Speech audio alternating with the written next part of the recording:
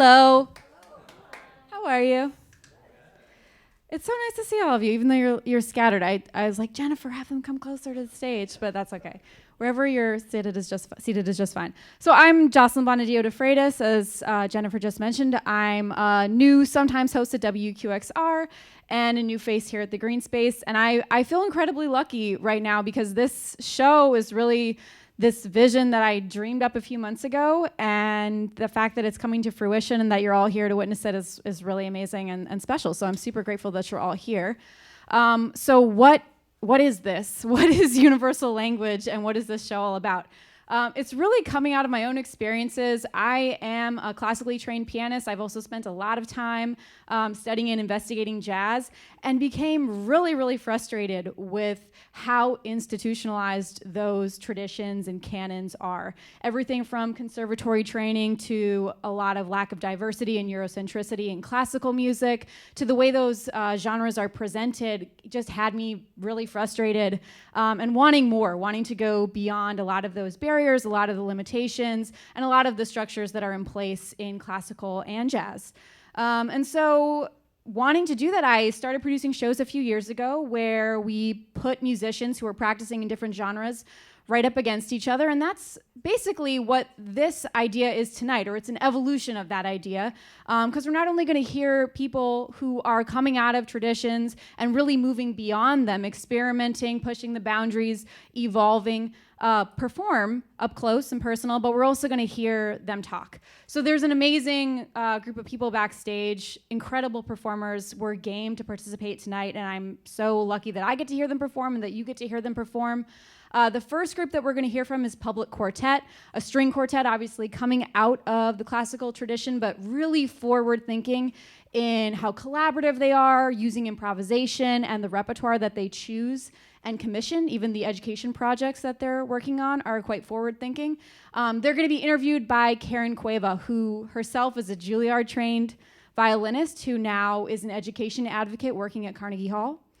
After that, we'll hear Melanie Charles. Melanie Charles is a flautist and singer who is super fluent in jazz. She's just as comfortable as at Smalls or Jazz at Lincoln Center as she is performing her own experimental music with electronics at any underground Brooklyn show, and that's how I discovered her music and totally fell in love with her.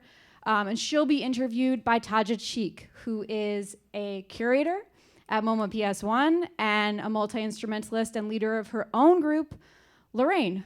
And I super encourage you to check out her music as well. So there's incredible people on the show. There's a lot of great performances and interviews on the way.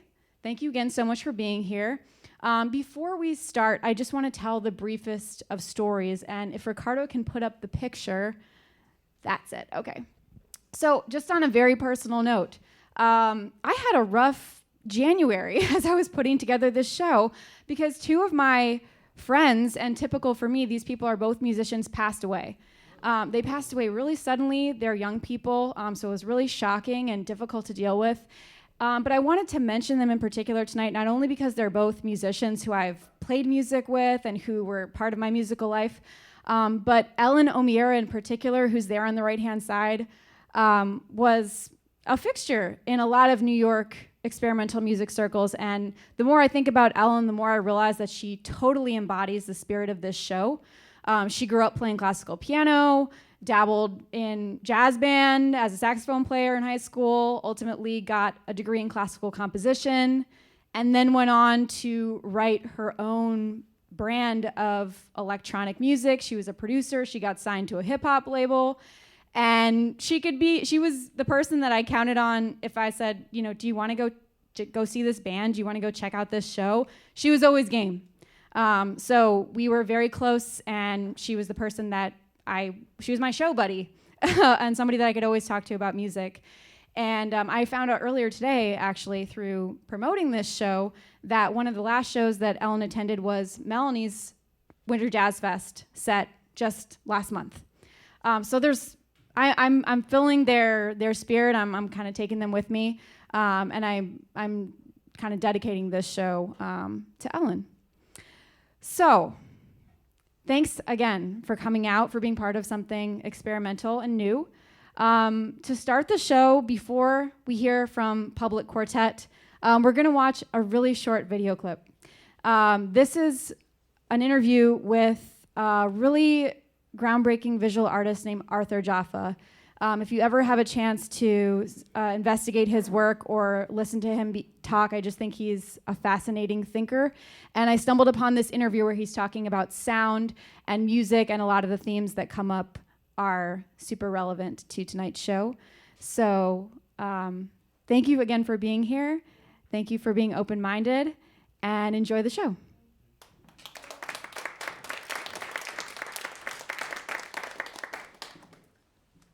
What about sound? So I'm really interested in sound art, and I've always been caught up in this idea that our culture puts a much bigger precedence on your eyesight. So like, you know, all those age-old adages of beauty's in the eye of the beholder, you have to see it to believe it. And then if you say, oh, I hear, you're immediately implying that something is gossip or hyperbole and it's not truth. Right. And I think that you're bringing that to the fore in all your work.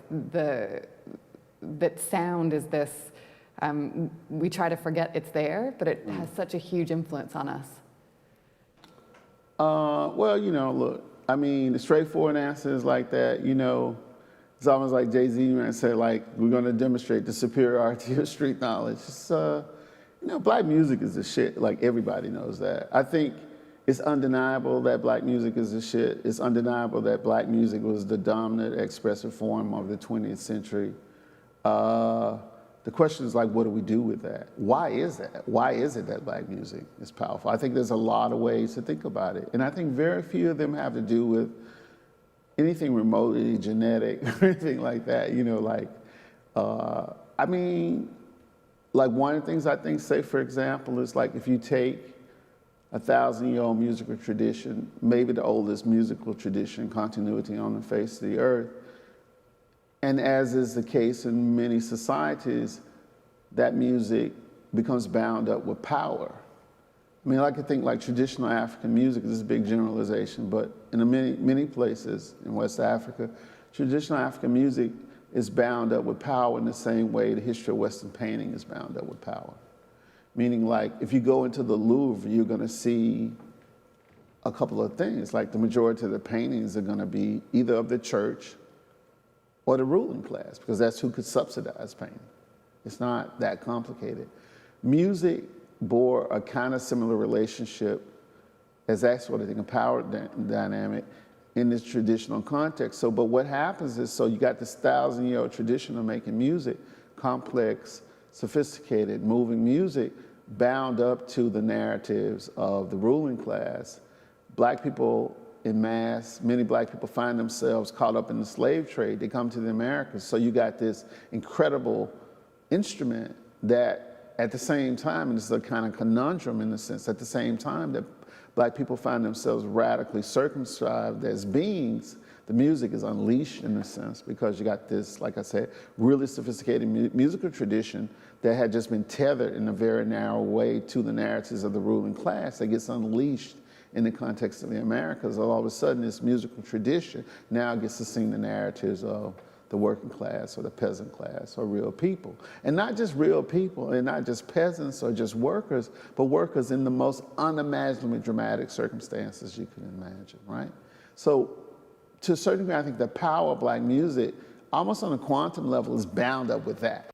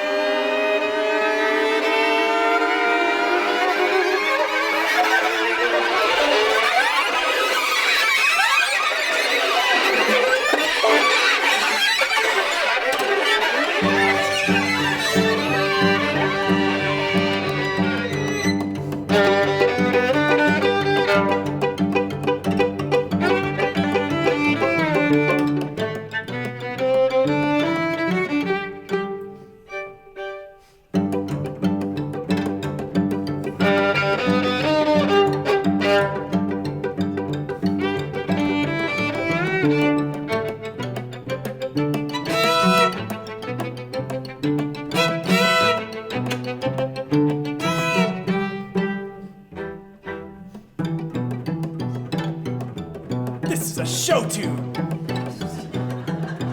But the show hasn't been written for it yet.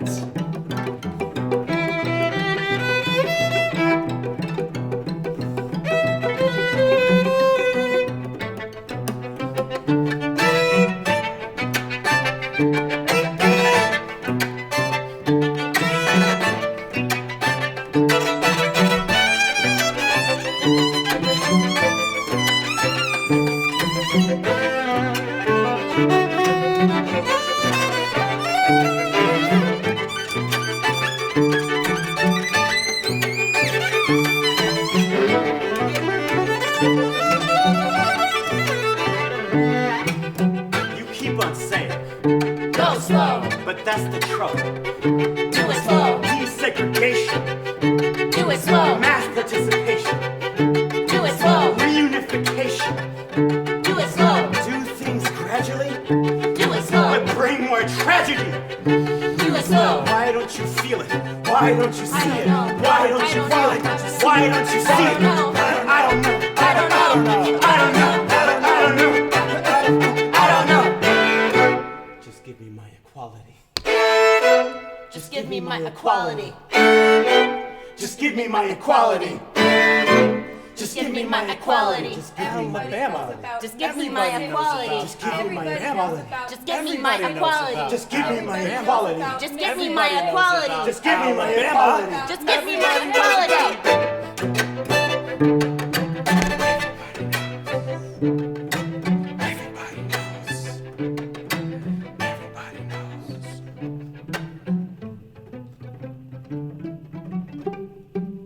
God damn.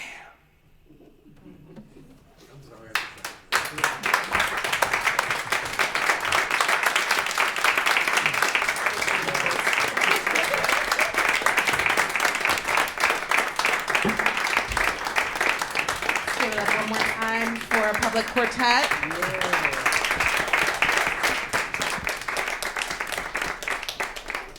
That was really wonderful, you guys. It really brought me back to the first time I actually heard you guys play and thought to myself then and do now. I really feel like this performance, this group embodies the potential of ensemble playing. And it's really inspiring to see and to hear and to experience. Thank you.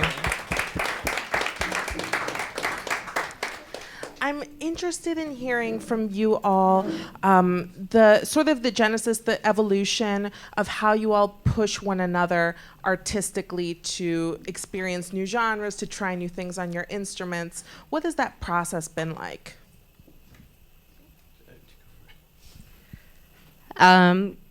Well, it really comes from, I think, all of our different backgrounds outside of the quartet. It comes from all of the music that we love outside of classical music, and I think sort of a desire to figure out, all the sounds that this is capable of.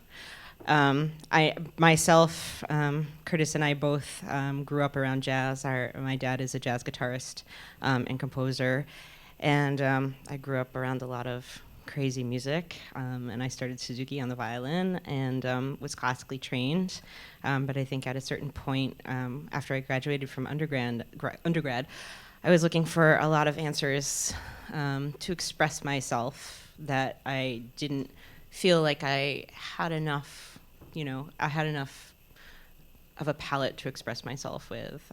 And that led to the beginning of at least my journey to Public Quartet. That ended up, my husband is a songwriter, and we collaborated a lot. And really, I was actually, growing up around jazz, I was actually terrified of improvisation.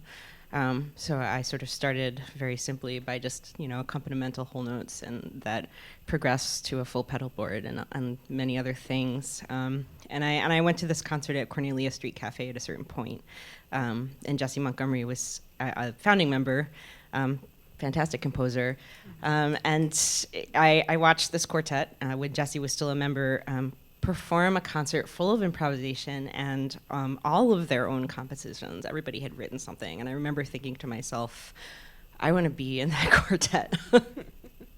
And so it was really, when I auditioned and joined the quartet, it's been really like a fantastic journey and learning experience to combine all of the sound worlds that I love, from classical music to distorted rock and roll to jazz, and learn and grow with everybody in it.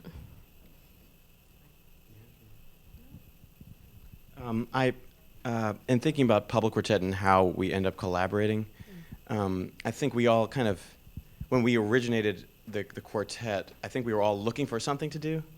And the idea of a string quartet is so available to us string players. It's like, either chamber music, orchestra music, or you're a solo career. And for me, at least, the solo thing was like out of the question. And then also the orchestra thing was out of the question. So the quartet was kind of like this thing. I was like, oh, wouldn't it be great? But as we started working together and understanding like what we all really loved about music in general, not just classical music, I began to understand that it was kind of like a meeting of minds. As Janina was saying, she's bringing the jazz thing, I'm also bringing a jazz thing, and I have like a hip hop project that I was in. Amanda was doing a lot of stuff with like theater and improvisation and electronics, and Nick is doing a whole bunch of stuff with electronics and composition. So it was almost like we got together as a band and we just all happened to form a string quartet. We all happened to be playing the instruments of a string quartet. So I think that challenge brought us to, it was like, well, there's all these other things that sound like a quartet, and so we can make our little combination, our little intersection sound like something that had a historic model, and that was the challenge. And maybe we do sound like a quartet, I don't know. We were clapping and breathing and stuff, I don't know. Like a pretty awesome quartet or a sweet band. Wonderful. I'm interested in talking a little bit, you mentioned historical models, and just thinking about this conversation about the string quartet historically placed, and this greater conversation about cultural equity that our society's in right now. I feel like over the past 5 years or so, classical music's really been talking a lot about diversity, equity, inclusion. I know certainly from the institutional level, working at Carnegie Hall, we're definitely talking about it. I know symphony orchestras are talking about it, conservatories are talking about it, and I'm really interested to know, from your perspective as a group really trailblazing a lot of improvisation, a lot of issues of social justice in your performance, how are you engaging with that broader field conversation? And perhaps more importantly, what are we not saying in that conversation that needs to be heard? Yikes. That's a loaded question there. Well, I can only really speak from my perspective as the violist in Public Quartet.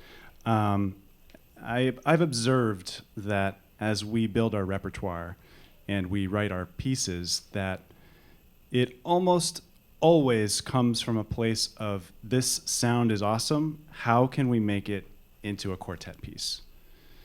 And so it comes from, and so what I'm trying to say is that initial spark comes from a very like genuine human feeling kind of place. And I think because of the way we've incorporated improvisation and a lot of these sounds that you're not really supposed to do on a string instrument into our performance, we just have a couple, at least for me, I feel that these avenues of creating sound offer more connection with the audience. And that is my personal goal in performance, as violist in quartet or otherwise. And I think as far as the programming goes, it's a bit of a line, because as soon as it becomes strategic, as soon as it becomes, well, we have to program this kind of music to represent, then I think that's a bit of a, I think the strategy is what makes it a little bit dangerous. And so as soon as I feel like as long as it's coming from a really genuine place for me, then I feel really good about our programming. I love this question. This is, I think that you're right. We are having a really big conversation now. And I think a lot about vulnerability in these conversations. the vulnerability of what it must feel like to be somebody who's marginalized and stand up for themselves in the face of such a history and current state of racism, sexism, oppression, and as a person who is not in that group, to also have the vulnerability to say, okay, this is what I need to change, and this is how I need to grow and listen.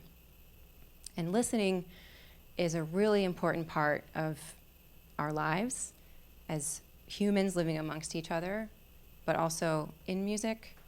And the platform of the stage allows us to have a conversation in a musical way, where everybody can come at it from their own experience in the audience and relate to the music in their own way. And I feel representation matters. It matters on the stage, and it matters in the programming. And it should come from an authentic place. There's plenty of music out there that represents all types of human beings, but we have to do better at actually doing the research and programming music that represents everybody, but also that we love at the same time. It's not hard to find music that speaks to us. So in that way, I suppose we are just trying to push into that conversation, and it can be really hard. And it can be hard to get up on stage and take a stand. This isn't the world that we came from in classical music. In fact, it was quite the opposite. It was forbidden and discouraged. So I'm so grateful that we can be up here and have this conversation with you and play this music. And Nina didn't write a string quartet, but now she did. So.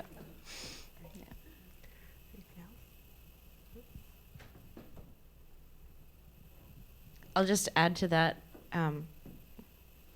I too love this question.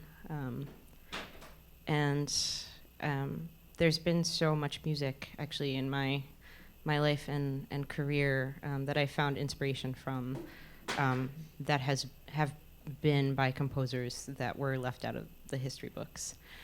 But the thing I wanted to say more than that is within our own, I think the hardest place I think to have that conversation is closest to home, to have the dialogue about cultural equity, especially of someone of biracial descent that probably looks white to most people. I get in a lot of interesting conversations. So I think in our improvisations, especially ones that sort of take a risk and push the boundaries, there's been a dialogue between the four of us that has been very important, I think, to us understanding each other and also representing each other's cultural backgrounds. I really appreciate the vulnerability, the authenticity. We hear it. We appreciate the space for understanding that you all are creating for us right here, and we look forward to hearing more. Thank you so much.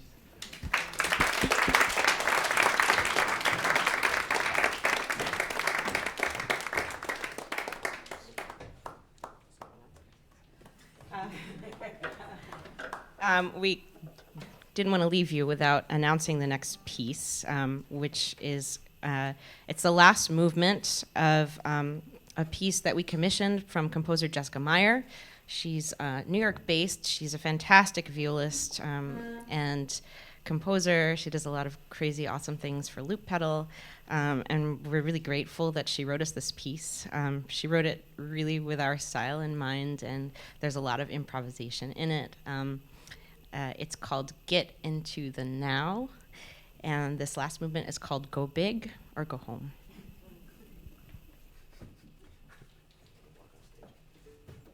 Yeah. Can't do it.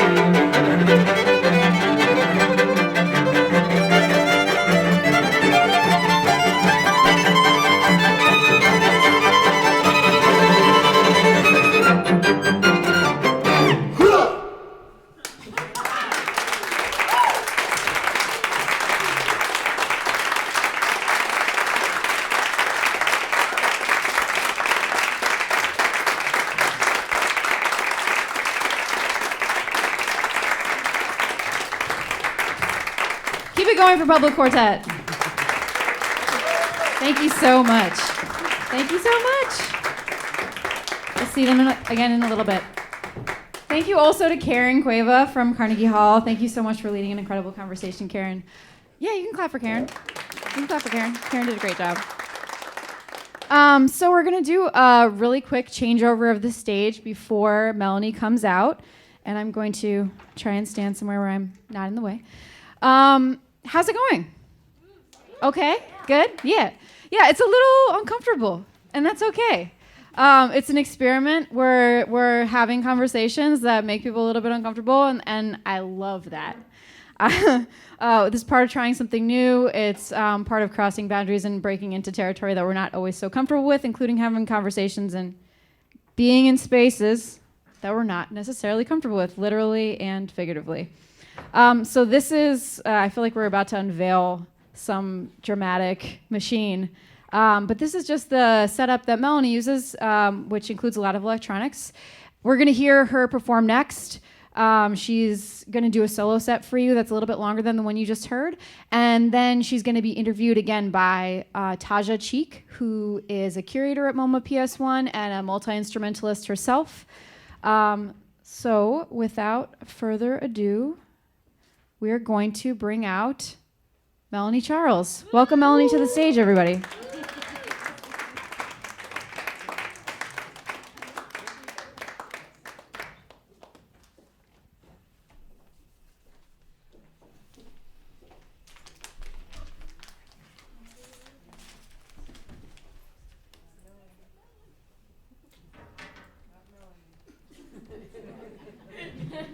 Nice shirt, Melanie.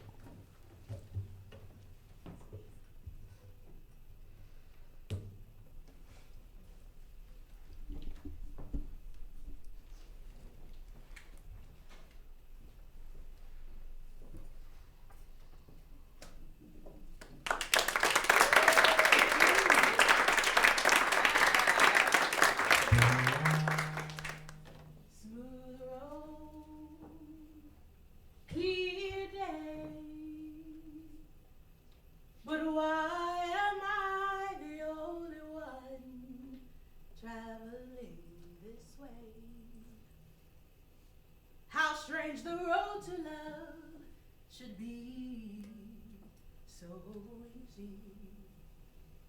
Can there be a detour ahead? Wake up, slow down before you crash and break your heart. God love will clown.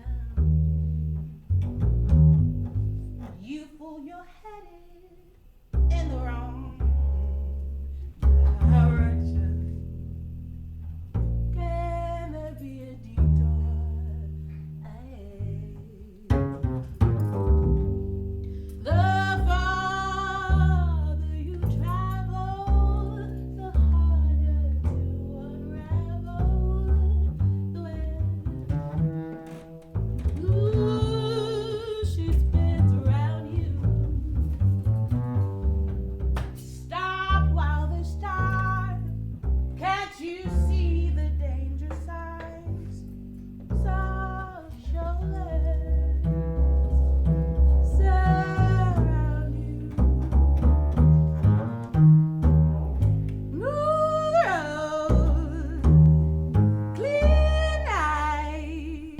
Oh, lucky me that suddenly I see the light. I'm turning back away from all that trouble. Smooth road, smooth road.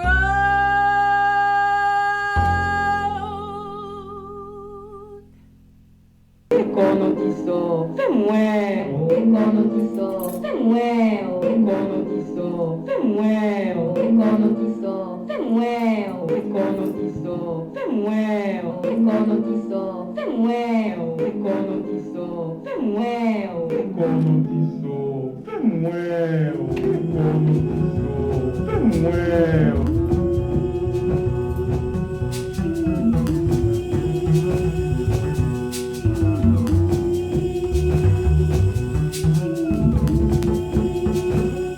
Peace and love to all of the kings and queens.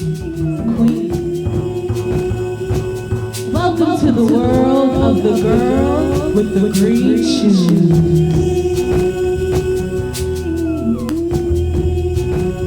I invite you to release. I invite you to forget everything you thought you. Because I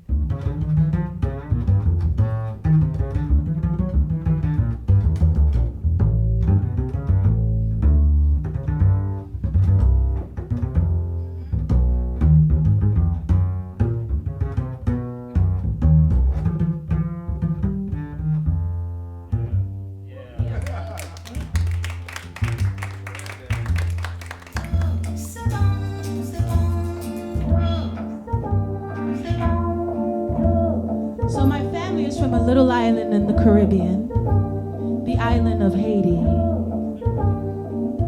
And this song, Dambalawedo, it talks about when the spirit enters your body, it's almost like mounting a horse.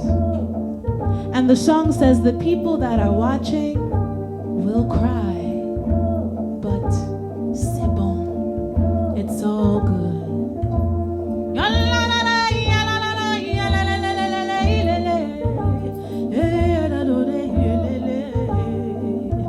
Dambalawedo, c'est bon, c'est bon, c'est bon, c'est bon. Ahidawedo, c'est bon, c'est bon.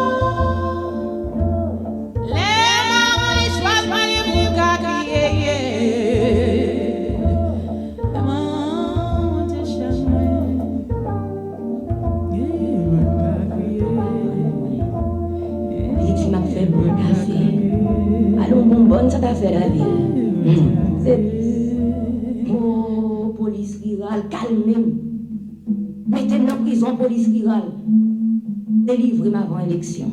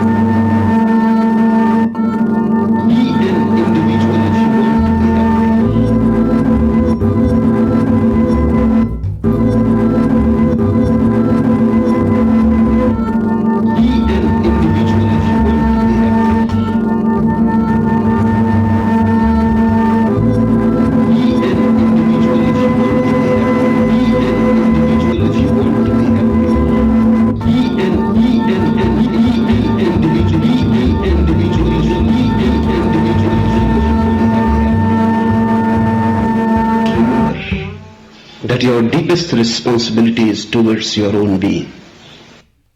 Daydreaming and I'm thinking of you. Daydreaming and I'm thinking of you. Daydreaming and I'm thinking of you. Look at my mind, floating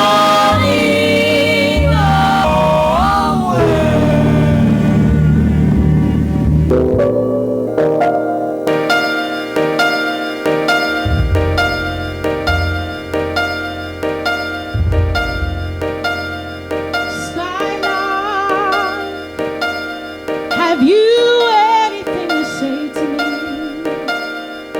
Can you tell me where my love can be? Is there a meadow in the mist where someone's waiting to be kissed?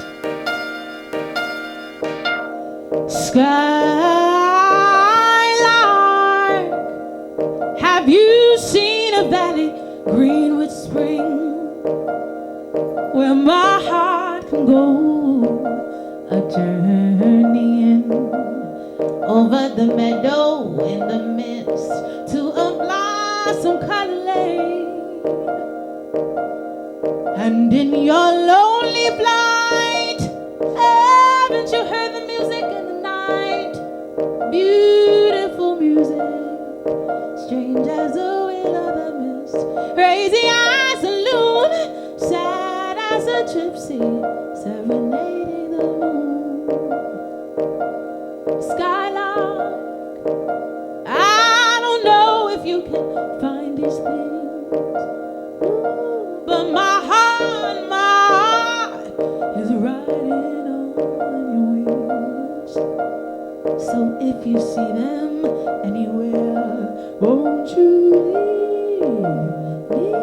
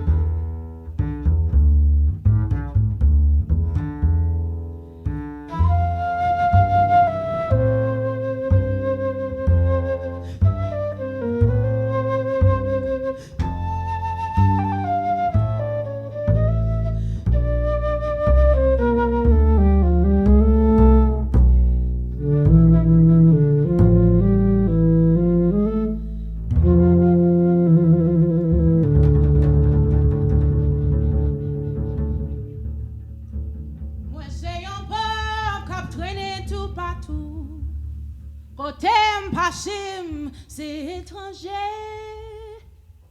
Mais moi c'était le ma jambe et l'autre bois. M'a joint côté pour me reposer.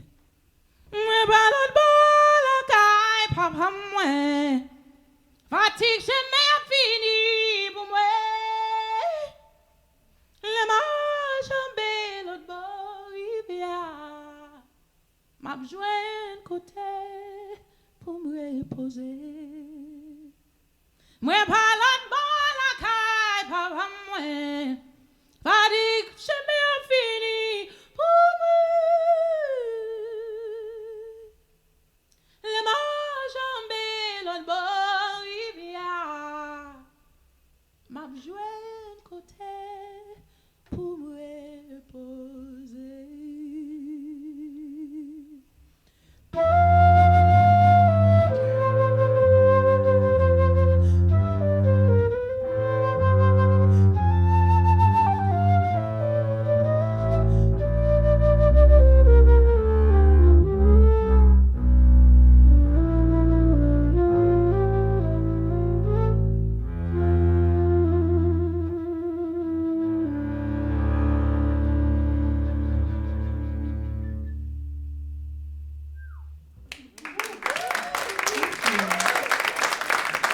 Winchell on the upright bass, Daniel Winchell. Do I have time for one more before we go into the discussion? Well, I don't see anyone that's telling me no, so. This last song we would like to do for you is sort of like a reggae dance hall standard. I know some of you in the room will recognize this one. But what I'm really interested in is taking songs from one world and putting it into another world. So here's a little take on that. Hope you like it.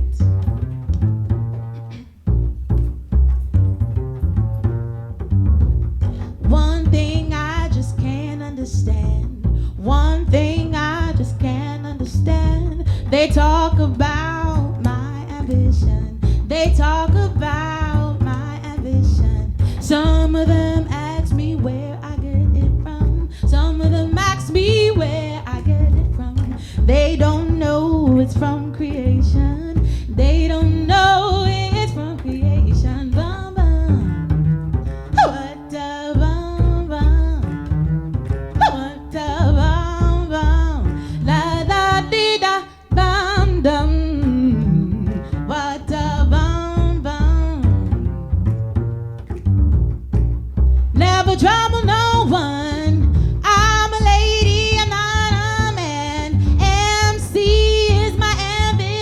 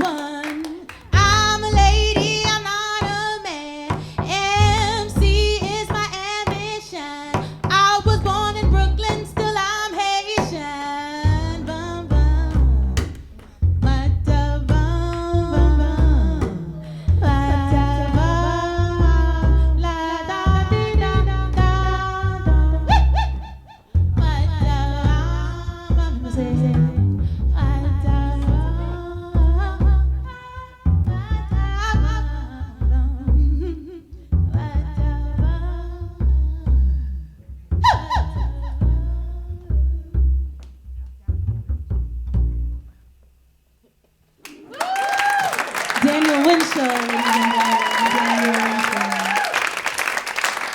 Thank you. I think it's time for our discussion now, I think.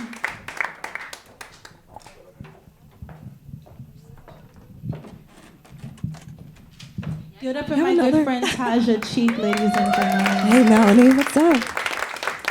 Another round of applause for Melanie, the one and only Melanie Charles. My name is Taja Cheek. I'm an assistant curator at MOMA PS1 and a musician.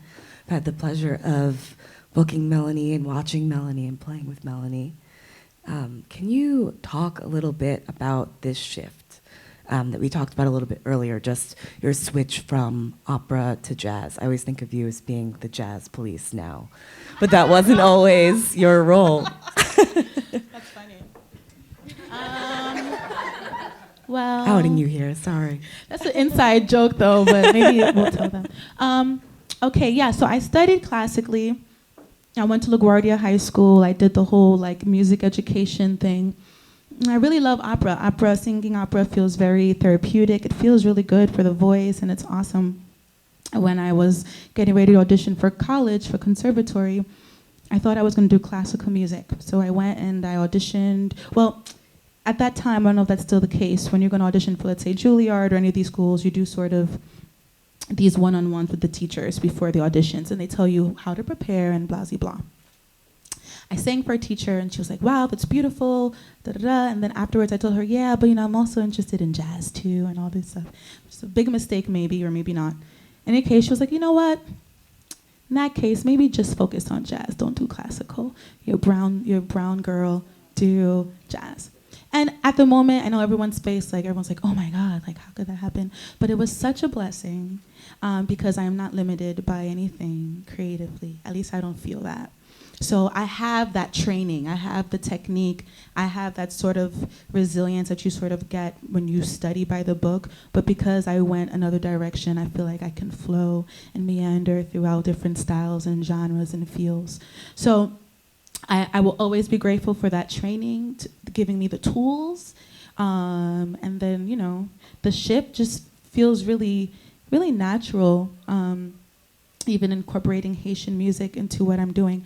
Like you guys picked up, my family is from Haiti, but I was born here. But it's in my blood, it's in my being. And as I dig deeper into the traditional Haitian music, I sort of understand myself more. So I'm kind of like coming back to myself. It's really interesting. Yeah, that's interesting. I hadn't actually thought about that until now, but of course, we heard Nina Simone being played by the PUBLIQuartet, and of course she also has a history of wanting to be a classical musician, being turned down to Curtis. I feel like I've experienced that there's a lot of black classical musicians that are sort of forced into a multiplicity, which ends up being a blessing, but it's interesting that it sort of comes from that place. I mean, I love how the way you put that. I think like the limitations placed on us as brown people helps us to be like so resilient and interesting and creative, So life is very strange in that way. Out of, struggle breeds like beautiful flowers sometimes. So totally, I agree. I think I'm gonna keep this brief just so that we can keep everything flowing because there is more music. I think we're going to be joined by a full ensemble for a group improvisation. So thank you, Melanie. Thank you, Taja. So good to see you and hear you.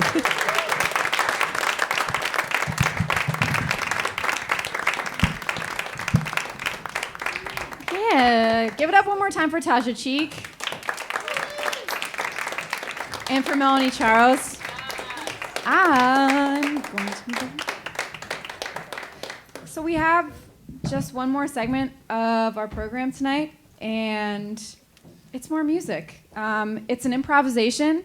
These wonderful musicians, shared prepared sets, shared themselves musically, intellectually, and they also were game to play together. So this is a treat. I'm thrilled that they were willing to do this. This was definitely the most risky part of this show. So we have the opportunity to welcome back PUBLIQuartet to the stage. Why don't you guys come back out?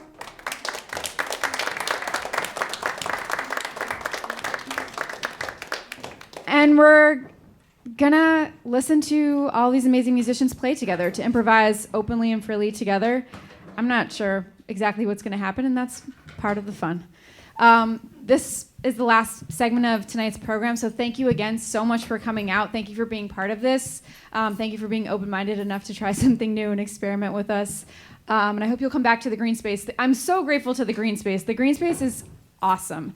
There is such a wide range of programming that happens here. If this is your first time here, consider coming back. There's so much amazing programming that happens here, from radio to music to theater, everything in between. Not to mention the staff is incredibly wonderful and open-minded and generous, and I'm so grateful to them for hosting me and hosting all of us tonight. So thank you again, and enjoy this final piece of music.